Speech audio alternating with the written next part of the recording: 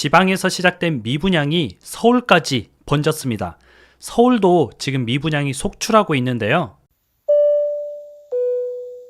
안녕하세요. 재테크 읽어주는 파일럿입니다. 우리가 지방은 미분양이 발생하는 걸 알고 있죠. 그런데 서울은 뉴스 기사를 보니까 완판이다, 1순위에서 완판됐다, 이런 뉴스 기사들이 많이 쏟아지길래 서울은 그래도 인기가 굳건하구나, 서울에는 청약시장이 뜨겁구나, 이렇게 생각을 했죠. 그런데 실상은 그렇지 않습니다. 지금 서울에서조차 미분양이 속출하고 있고요. 당첨이 됐는데도 불구하고 계약을 안 하는 사람들이 부지기수로 늘어나고 있습니다. 그러다 보니까 예비 당첨자한테까지 가는데 이 예비 당첨자도 청약을 안 하는 거죠. 어떻게 이런 현상이 발생되었을까? 자세한 내용을 한번 알아보고요. 그 분위기를 우리가 알고 있으면 도움이 될 것 같습니다. 한번 화면을 보면서 얘기를 나눠보시죠. 서울에도 계약 포기가 속출하고 있는데요. 분양시장에 도대체 무슨 일이 일어난 걸까? 서울은 누구나 다 분양을 받고 싶어 하는 곳이 아니었나? 당첨만 되면은 다들 그냥 너무 기뻐서 좋아하던 그런 곳이 아니었나?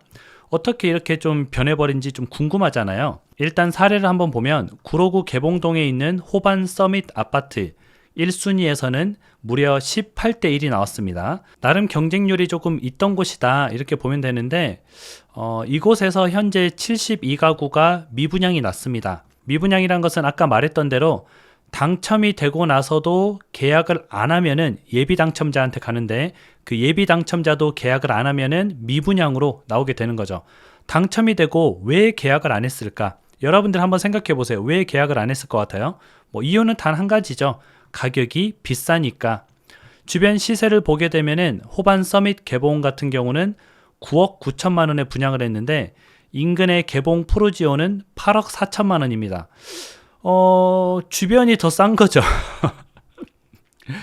주변이 더 싼데 내가 왜 굳이 비싸게 청약을 해서 이곳을 할 필요가 있을까? 그런 생각이 드는 거죠. 물론 이제 최근에 서울의 집 가격이 떨어져서 주변 시세가 떨어진 것도 있지만 이제 우리가 제대로 공부를 하지 않은 겁니다. 다른 예로는 동작구 상도 프루지오가 있는데 771가구 중에서 무려 400가구가 미분양이 됐습니다. 절반이 넘게 이제 미분양이 된 거죠. 대략 한 60%가량 미분양이 된 건데, 이것도 예비 당첨자를 이제 5배 뽑았습니다. 3,855명을 뽑았는데 대부분 계약을 포기했어요. 본 당첨자 말고 예비를 5배수 뽑은 거죠.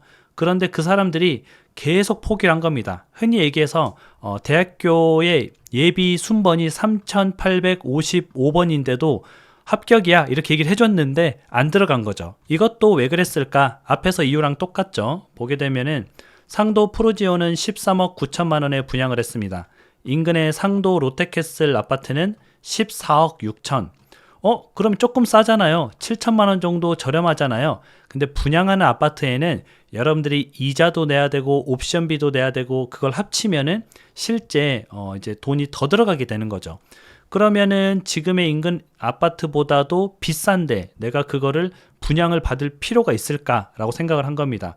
물론 새로 지어진 아파트가 조금 더 신축이겠죠. 근데 신축이면서 많이 저렴해야 내가 당첨을 좀 하는 의미가 있지, 분양을 하는 의미가 있지, 신축이면서 비슷하면은 굳이 내가 저렇게까지 나의 청약 통장을 써가면서까지 재당첨 제한에 걸려가면서까지 할 필요가 있을까라고 생각을 하는 거죠. 왜 이런 현상이 생겨났냐면은 궁극적으로는 시세 공부를 안 하고 묻지마 청약을 했기 때문에 그렇습니다.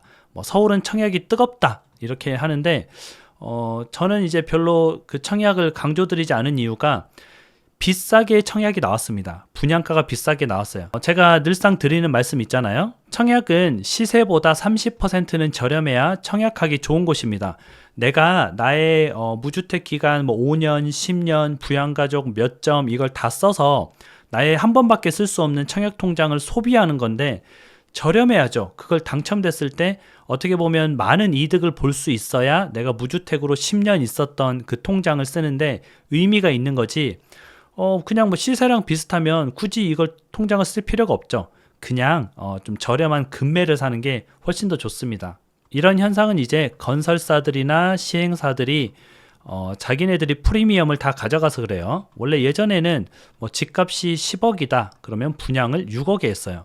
그래서 당첨되는 사람이 와, 내가 당첨되면 몇 억 벌었다 이렇게 했는데, 요즘에는 집값이 10억이네, 오케이 알았어, 그럼 우리는 분양을 9억에 하자 이렇게 돼버리는 거죠.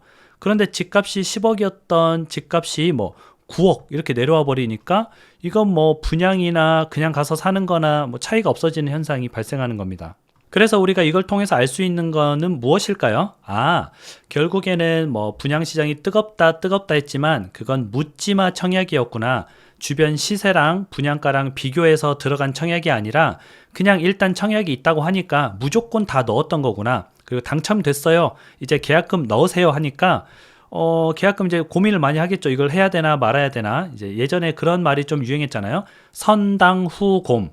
당첨되고 나서 고민하자, 뭐 이런 말이 유행을 하더라고요. 근데 저는 그거에 동의하지 않습니다.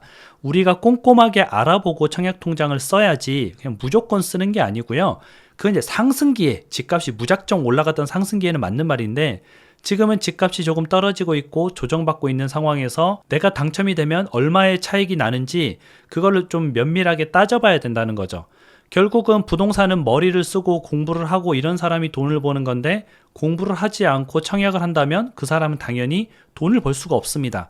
이건 당연한 구조예요. 그래서 꼭 청약하기 전에는 주변 시세를 먼저 쭉 보고요.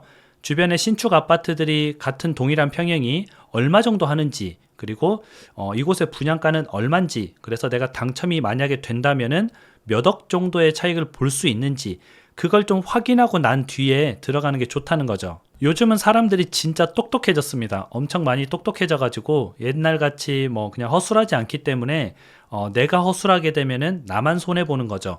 이제는 열심히 공부하는 게 기본값인 시대입니다. 그런데 뭐 예전같이 그냥 뭐 대충 사고 돈 벌고 이런 시절이 아니라는 거죠. 옛날에는 모두 다 그렇게 했기 때문에 그렇게 해도 상관이 없었어요. 근데 지금은 모두 다 열심히 하는 시기잖아요. 모두 다 열심히 하는데 나만 그냥 공부 안 하고 대충 청약이 떴네, 뭐 청약 한번 해볼까, 분양가가 얼마인지 보지도 않고 뭐 무턱대고 넣었다가는 저런 현상이 발생된다는 거죠. 그래서 우리가 좀 꾸준한 공부가 필요하고요.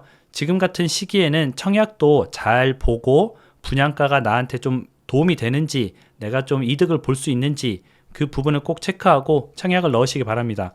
오늘 방송은 또 여기까지 하고요. 여러분들 오늘 하루도 행복한 하루 보내시기 바랍니다. 다음에 다시 만나요.